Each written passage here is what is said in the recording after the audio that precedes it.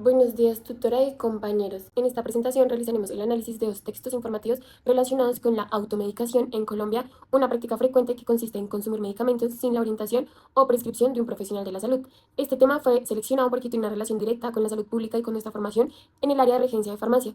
Como futuros profesionales del sector farmacéutico es importante comprender los riesgos asociados al uso inadecuado de medicamentos y reconocer la responsabilidad que tenemos en la orientación a los usuarios.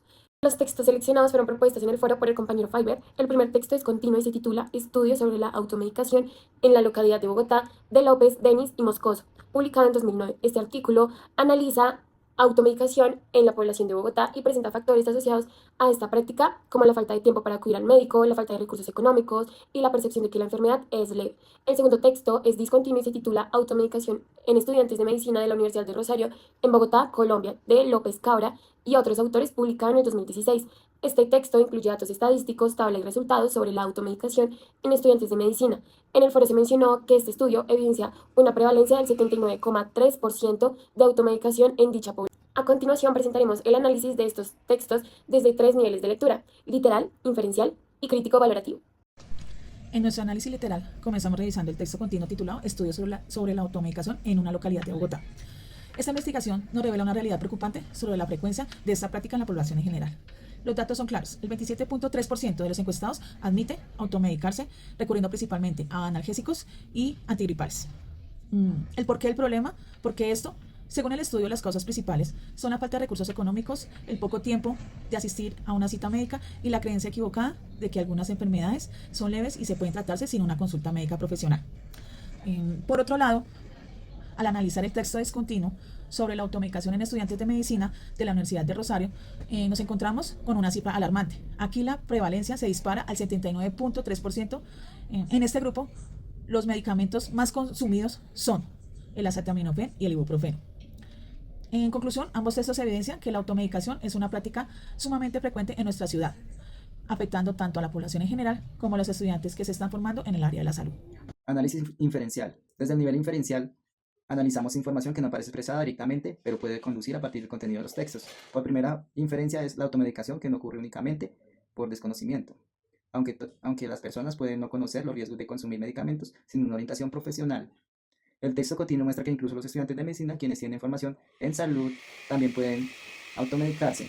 Esto permite deducir que existen factores como la confianza excesiva, la facilidad, acceso a los medicamentos y la percepción a los ciertos síntomas no son graves.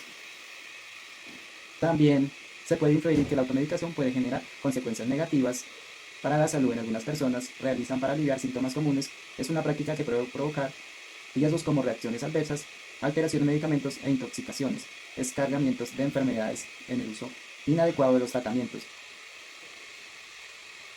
En otra inferencia es importante que el problema no solo depende de pacientes, sino también del sistema de salud y el acceso a la atención médica.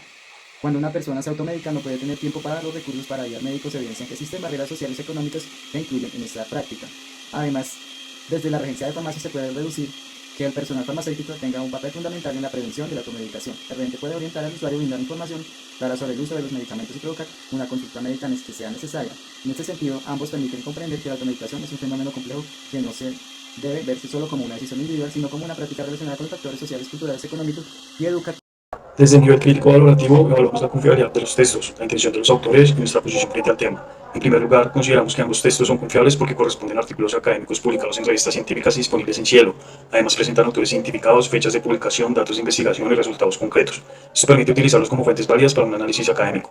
La intención de los autores es informar y generar conciencia sobre la automedicación como una práctica que puede afectar la salud pública. El texto continuo permite comprender el fenómeno en una población de Bogotá, mientras que el texto discontinuo amplía la mirada al mostrar que esta práctica también se presenta en estudiantes de medicina.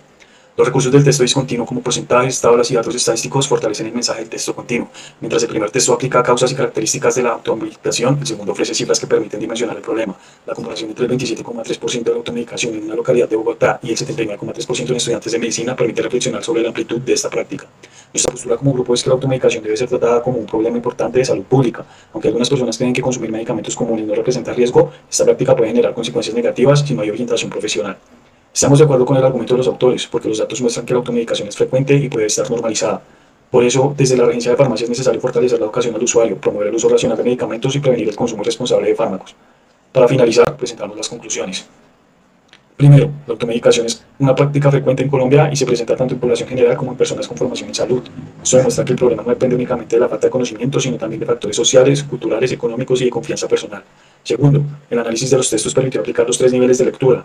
En el nivel literal identificamos datos, conceptos y hechos explícitos. En el nivel inferencial dedujimos causas, riesgos e implicaciones no expresadas directamente. En el nivel crítico valorativo evaluamos la confiabilidad de las fuentes y reflexionamos sobre la importancia del uso responsable de los medicamentos. Tercero, en el texto discontinuo complementa y fortalece el texto continuo porque aporta datos estadísticos que permiten comprender mejor la magnitud del problema. Las cifras sobre estudiantes de medicina resultan especialmente importantes porque muestran que la automedicación también ocurre en personas con conocimientos en salud. Finalmente, como futuros profesionales del área farmacéutica, reconocemos la importancia de orientar adecuadamente a los usuarios, promover la consulta médica cuando sea necesaria y contribuir a la prevención de riesgos asociados al uso inadecuado de medicamentos. Muchas gracias.